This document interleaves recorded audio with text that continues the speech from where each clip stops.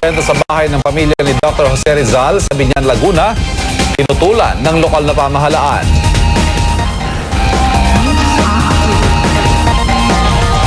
Umaalma ngayon ang lokal na pamahalaan ng Biñan, Laguna sa ginawa ng tagapagmana ng bahay ng ina ng pambansang bayaring si Dr. Jose Rizal. Ibinenta niya ang bahay sa isang negosyante at balak pa ng bagong may-ari na ilipat ito sa ibang bayan. Ito ang News on Q ni Teresa Andrada. Bahagi na ng kasaysayan ng buhay ng ating national hero na si Jose Rizal ang lumang bahay na ito sa Biñan, Laguna. Pag-aari ito ng pamilya ng ina ni Rizal na si Doña Teodora Alberto Alonzo.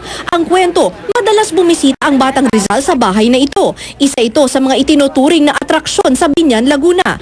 Pero ang dating magandang tirahan, larawan na ngayon ang napaglipasan ng panahon. Sira na ang kisame, wala na ang mga magagandang gamit sa loob ng kwarto. Wala na rin ang ganda ng hagdanan. Si Gerardo Alberto ang kaisa-isang tagapagmana ng bahay at lupang ito. Siya na ang itinuturing na may-ari. Nagdesisyon na si Alberto na ibenta ang mismong bahay sa negosyanteng si Jerry Acuzar. 500,000 pesos ang napagkasundo ang presyo. Ang balak ni Alberto, magpapatayo ng bagong bahay sa lupa niya, tulad ng bahay ng kanyang mga ninuno. And then I will have it rebuilt in a nicer area, no?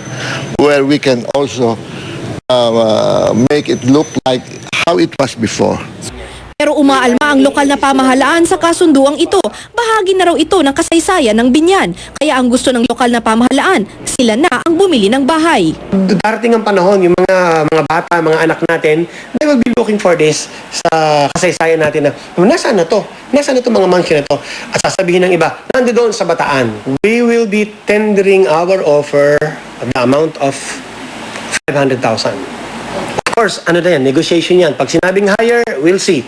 Then, we will have our assessment committee evaluate the price. I don't want the government to do it because the government will not take good care of it. Ang balak ni Acuzar, dalhin sa kanyang Cultural Heritage Resort sa Bagak, Bataan ang bahay ng pamilya ni Dr. Jose Rizal. Umaapila naman ang United Artists for Cultural Conservation and Development kina Alberto at Acuzar na iwan na sa Biñan ang bahay. Handa raw silang ilapit ito sa NHI para isama na sa listahan ng heritage site. Teresa Andrada, on Q sa Balita.